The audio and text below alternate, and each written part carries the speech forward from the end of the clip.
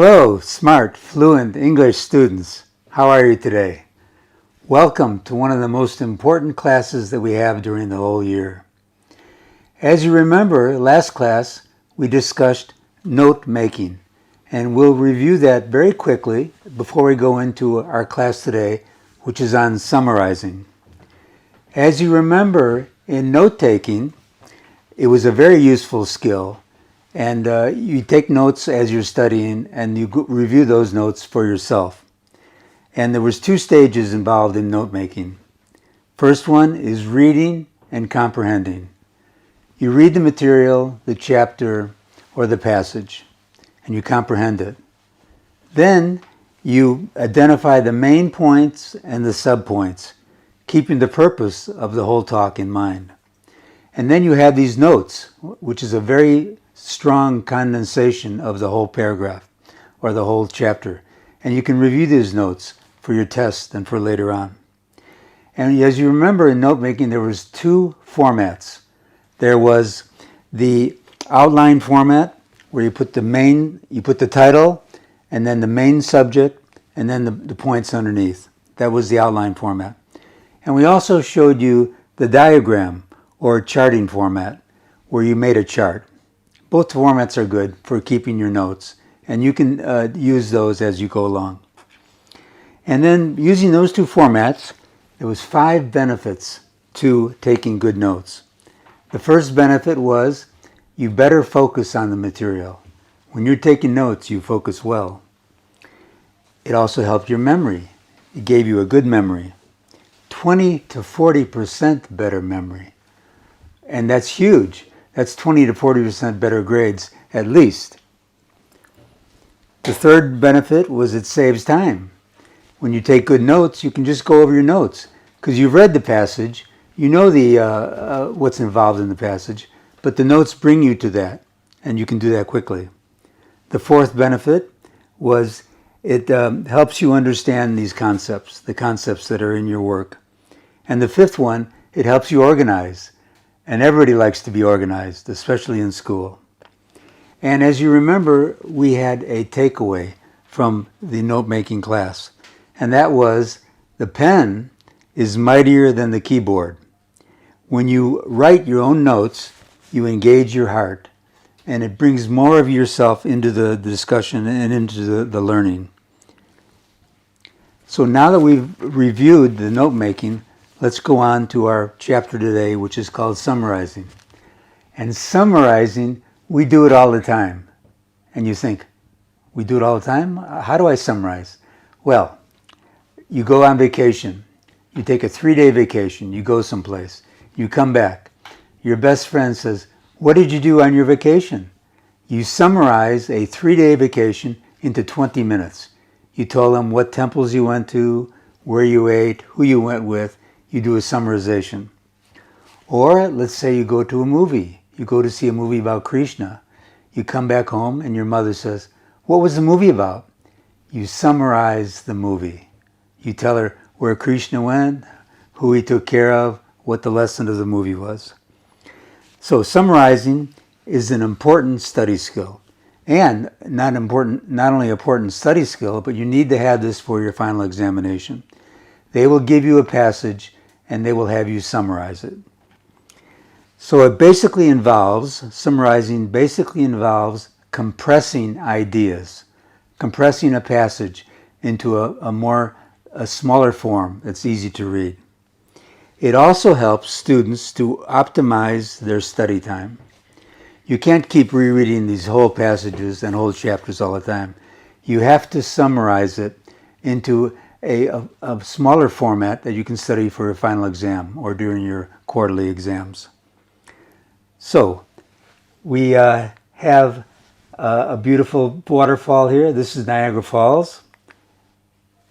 And we show summarizing is an important study skill involving the compression of ideas, making ideas smaller. It also helps you to optimize your study time. Good notes and good summaries make you a better student. So how to summarize? What's the real trick to summarization? First of all, you read the whole chapter. or the whole passage, okay? Then you come to a title. Usually in the first or second sentence of a passage, they will give you the main idea of what they're talking about. So you give a title to your summary, and then you identify the main and subpoints, and you note them down in the way you did in the session on note making. As you get better, though, you can actually underline in the passage what the main points are. And if you want to, you can make a note, but otherwise you can just do a summary about that. Then the next point, you write a complete sentence, and you combine these sentences into a coherent paragraph. Then the third point is very important. Do not add your own ideas or opinions. You want this concise, short, and to the point, so you can review it properly. So, to get into the bhav of summarization, we've got a few tricks. And using these tricks, you can do summarization very easily. First one is, you have to change an expression, okay, or a sentence into one word. And that's what's nice about the English language. They're words that cover whole ideas, all right? And this is the first exercise we have. Substitute the expressions given with one word each. And they give us an example. First of all, they give us the 10 words we're supposed to use. The first one is a short story that teaches a moral or a truth. Okay, so they want us to summarize that. One word called fable is the definition. Fable, the definition is a short story that teaches a moral or a truth. For instance, you remember Aesop's fables. Aesop told a lot of fables. He told a fable about the ant and the grasshopper. You may remember the ant would be working all summer storing food for the winter. But the grasshopper was jumping around, playing, eating, playing with his friends, and he didn't store any food. So when winter came, the grasshopper had to go to the ant and ask him, could I have some food? So the moral of that story was that you have to do a little bit of work while it's nice for the future when you need it. Now, number two, we have to do it ourselves. A story about great people who actually never lived, but it teaches a lesson. And the Greeks were famous for mythology. And there was a story about a Prometheus, who was a very, very strong Greek man, and he had a brother, Epithesius, okay? And at those times, because these are fables, there was Zeus also. Zeus was very powerful. And he created a beautiful lady called Pandora. And he gave Pandora a box, a beautiful golden box, and said, never open this box. So Prometheus told his brother, never take anything from Zeus, because Zeus is always trying to play games. But Prometheus wasn't there, and Epithesius, his brother, saw Pandora. Pandora was so beautiful, he said, I want her for my wife. And Zeus said, yeah, she's a very good cook. She can take care of your household. So he took Pandora as his wife, along with the golden box.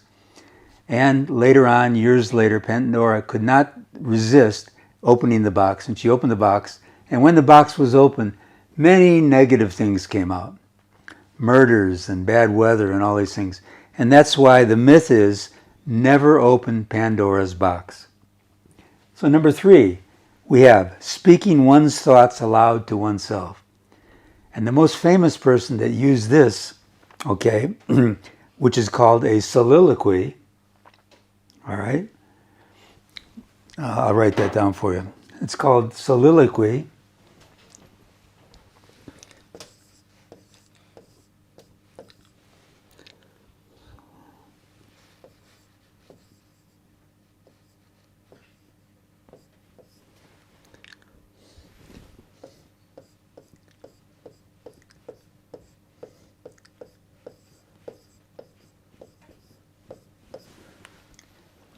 Mythology, the story about great people who never lived, and the thoughts to oneself is called soliloquy.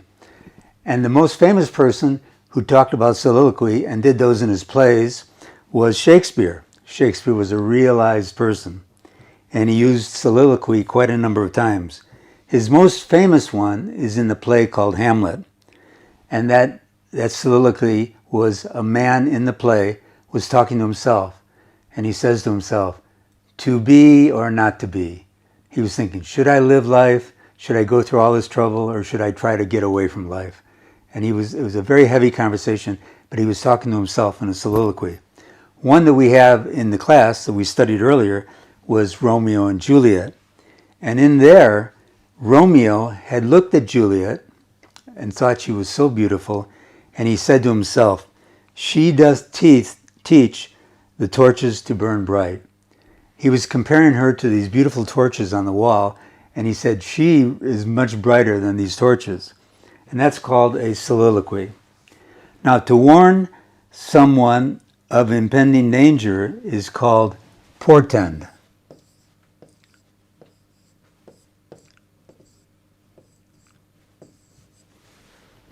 Portend. Okay? And then one who is all-powerful, okay, from our list up there, one who's all-powerful is omnipotent. Omnipotent.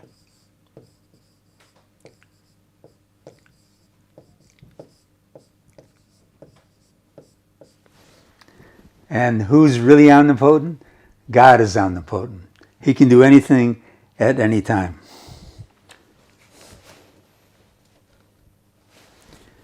So let's go to our next page.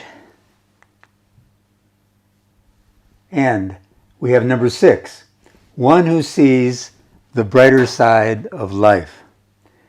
And we have a young man here who's hiking out in the mountains, and he has one of these flashlights on his forehead so he can have his arms free, okay? And what is he doing? He's looking at all of these stars from all over heaven. And he has his own light on, okay? And he's an optimist.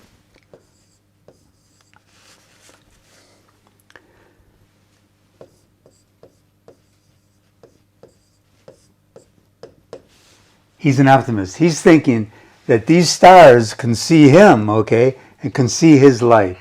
He's trying to communicate with all of these other energies in the whole universe.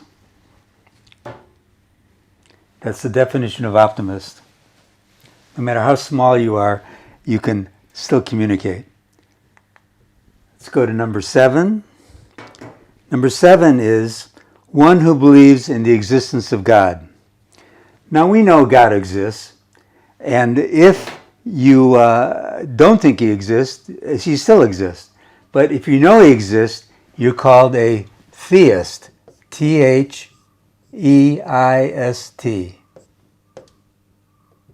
Theist. Number 8 is a place where orphans live, and it's called an orphanage.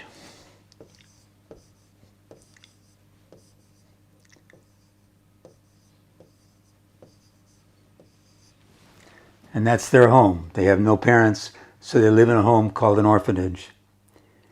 Serving without pay. A teacher comes in, he doesn't need the money, so he wants to serve the institution. Or a doctor comes, and these people can't afford to pay for a doctor, so they call him an honorary. On-or-ary doctor or teacher.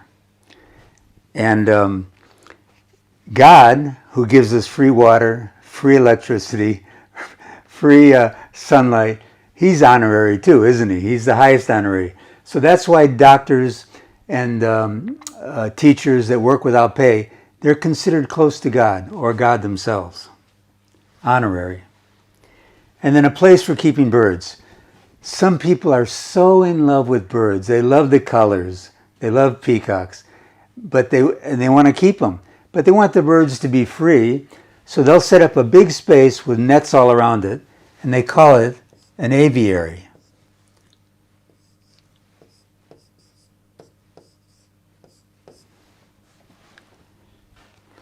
So what we've done is a place for keeping birds, we scrunched it down into one word.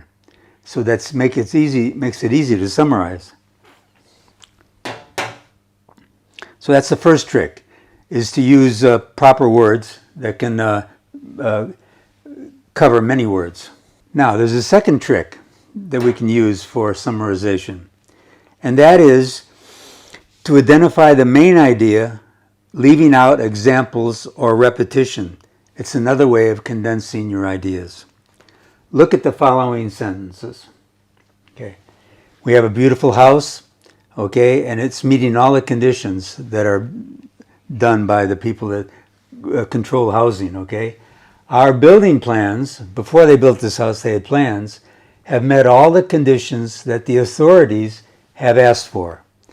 They asked for soil samples, they asked for plans, they asked for building codes to be complied with. So when you do everything, okay, then you can build your house, especially in America.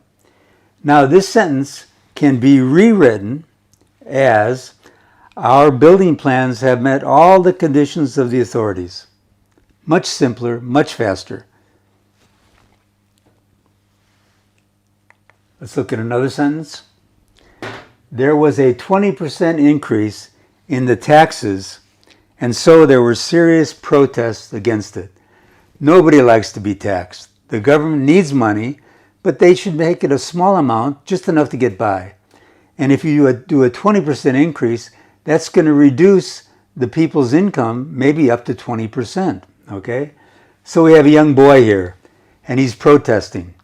He's going, if you take 20% more money from my parents, they won't have that money to spend on my education or on my birthday presents or clothes that I need. So he is protesting.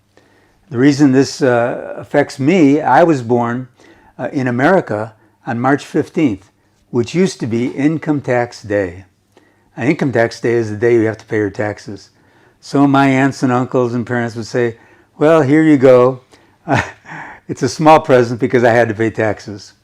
And it was very obvious. My brother was born on July 4th, which is Independence Day in America, and he used to get firecrackers and all these big presents. I didn't mind though. It was a good day to be born. I was glad to be here. Now, let's go ahead. 3, here's the third trick that we use, all right? Let's look at longer passages and see how they can be summarized. And this is the real trick on summarization.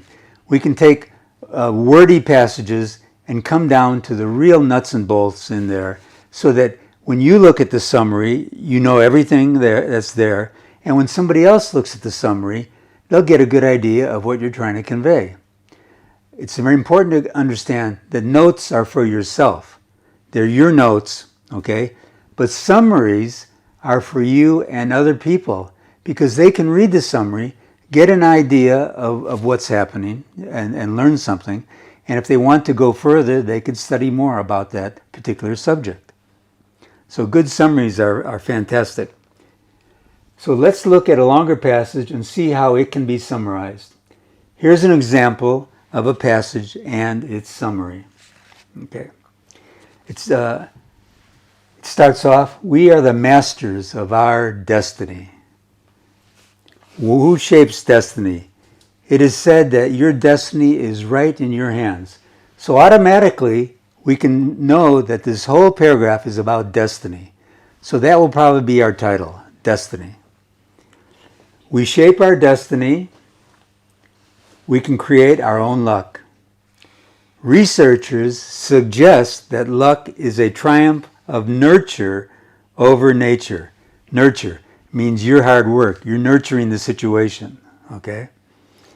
People's personalities influence how they are treated by fate. It is often seen that some people cope with all sorts of adversities and they sail through problems and unhappy situations, while others, they're shattered emotionally and physically in similar circumstances. Everybody reacts a little bit differently to a set of facts. And this article is showing us the positive way to do it. So that's the first paragraph. Second paragraph goes on and it talks about psychologists. Psychologists believe that when confronted by a major problem, people fall into 2 types. Internalist and Externalist. So we can see right here, these are two major categories that'll be underneath our destiny. We'll put these as major points. Internalist and Externalist. The first type of people analyze, act, and learn from the outcome. Whatever happens, they look at it as a lesson, something to learn, something that's going to benefit them in the long run. They see a connection between them and whatever happens to them. On the other hand, externalists believe they have no control over their fate. Oh, it was my fate. I was in this accident. It was my fate. I had to have this happen. By doing so, they let life wash over them. They fail. They just blame bad luck instead of trying to work out why they failed and how to prevent it from happening. That's the second paragraph. Now we come to the last paragraph of this passage, and it goes further about these people that are externalists. It says, this becomes a vicious circle. The willingness of externalists to see the unseen hand of fate in everything makes them liable to more bad fortune. They see themselves as unlucky, remain as introverts, always looking inside, and are convinced from the start that they would fail. They are more likely to drift either into a passive existence or a less desirable kind of life. The internalists, on the other hand, take the matters into their hands, and they tend to become high achievers. They make their own luck, taking more chances and meeting more people who might help them. Sometimes you meet a person who turns out to be your best friend and a mentor for you. They tend to be optimists, extroverts, and risk takers. No wonder Lady Luck pursues such people. So we've read a whole passage which was 278 words. Now, the people that wrote the book, they're going to do a summary and show you how you can summarize this 278 words into 80 short words. They say, we have the title up here, Destiny. We make our destiny. Our personalities determine how we deal with problems in life. Some people can cope with hardships better than others. Psychologists categorize people into internalists and externalists. The internalist learns something by analyzing the problem at hand. They know the relation between them and the outcome. Externalists do not think so, as they blame their bad luck for everything. They slip into a vicious cycle or circle of pessimism. Taking control of difficult situations, high achievers make themselves lucky. 80 words. So what we've done is we now have this summary in our notes, okay? We have this summary. And we can have people, somebody else, another student could read, what did you learn, okay, about destiny? You can say, well, here's my summary, okay? So it's good for you and others. So now they want us to do some work by ourselves, all right? They ask us to read the following passage and write its summary. So now we've got to be on, all right? So let's read the passage. India is a land of festivals. Each state, there's so many states in India, has its own festivals apart from the common festivals celebrated all over the country. Everybody celebrates Krishna's birthday throughout India, okay? But the founder of your particular state, they don't all celebrate that particular founder. Many of our festivals are harvest or spring festivals, okay? So in the spring when we plant the crops and in the fall when we harvest the crops, many festivals are given, okay? The Basant Panchami celebrates the advent of the spring season. It is a joyous festival dedicated to Saraswati, Goddess Saraswati, the goddess of learning, literature, and arts. This festival comes on the 5th day of the month of May, according to the Indian calendar.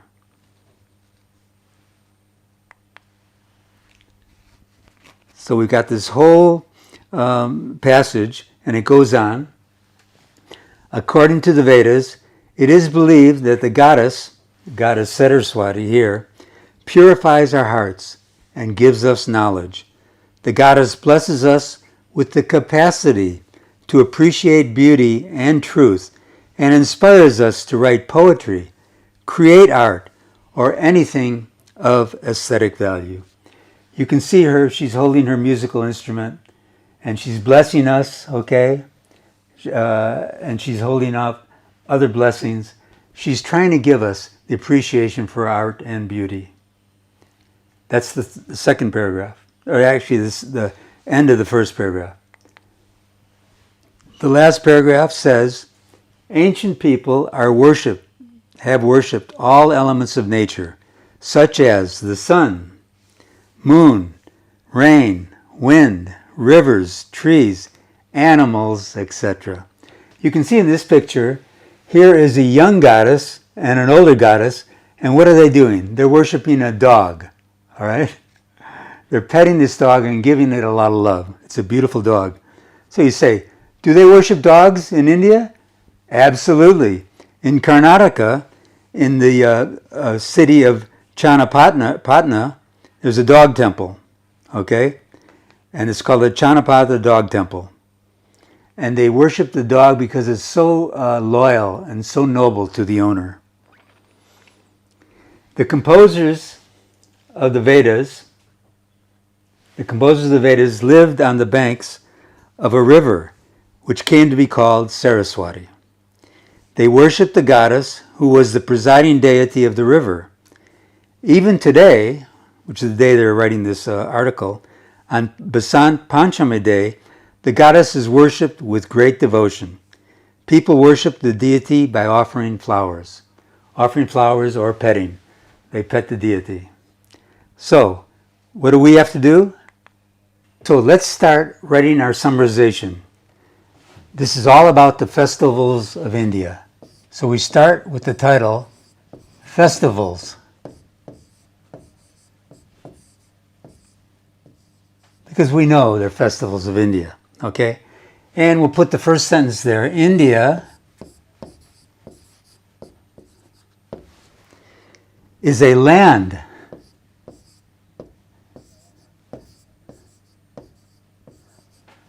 of festivals.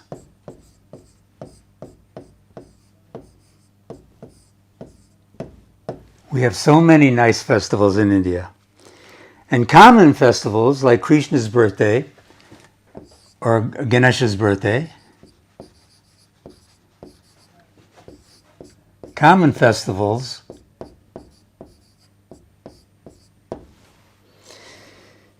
are celebrated all over India.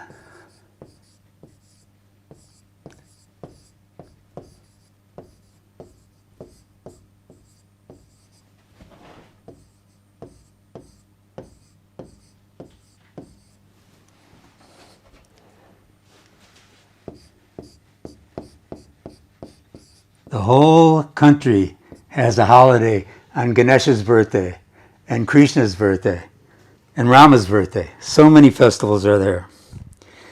Many of these festivals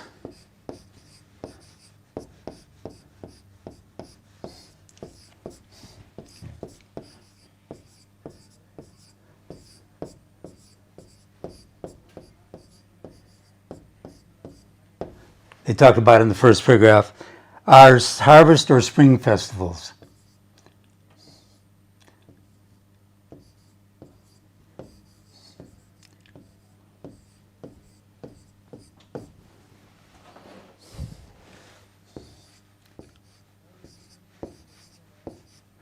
We celebrate when we plant these crops, we celebrate when they harvest these crops.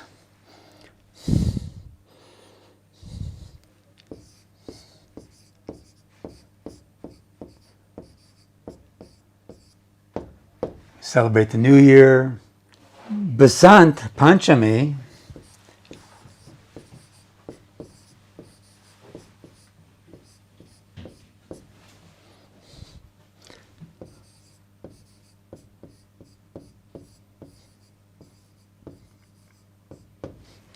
Basant Panchami is a spring festival.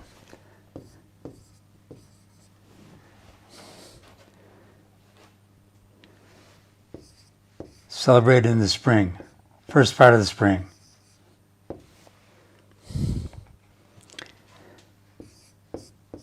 And it's dedicated to the goddess Saraswati.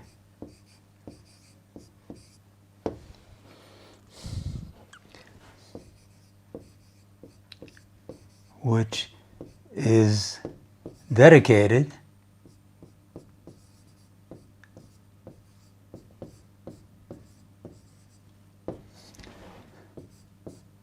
to the goddess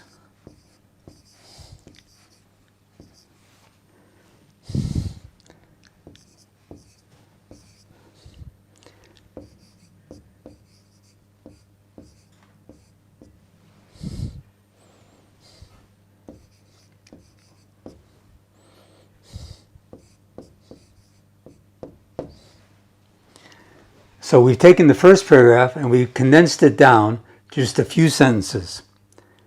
Okay? Then, as you remember, the last part of the first paragraph talked about the goddess and all of the positive things that we have from the goddess. But we don't need to put that in our summary because we already know that. We're just getting the main points here. And so people that are interested can go into that if they want to. So then, our last paragraph, we talked about ancient people.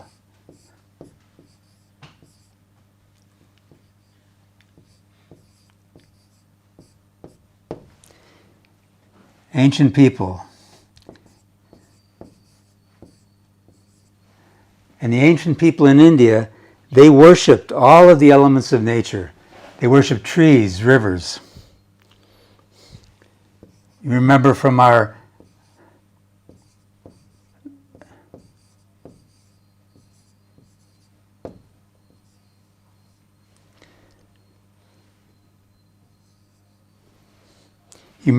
slide, the old goddess and the young goddess were worshiping the dog, okay? So they worshipped all elements of nature.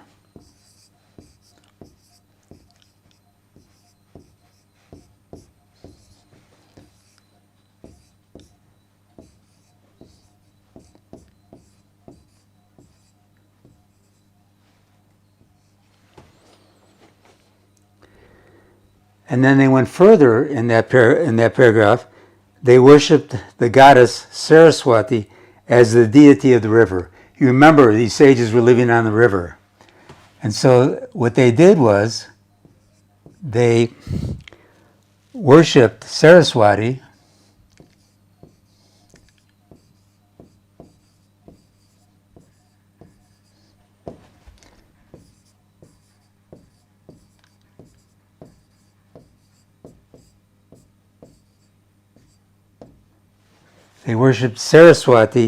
as the deity of the river.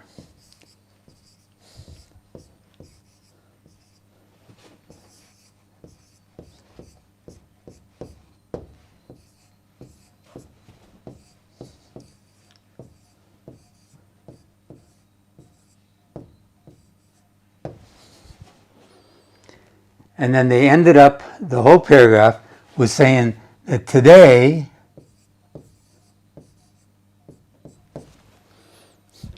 is Basant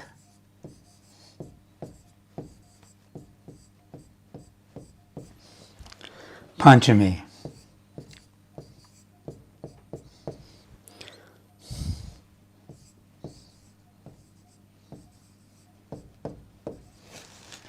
So we took 184 words and we condensed them into less than 60.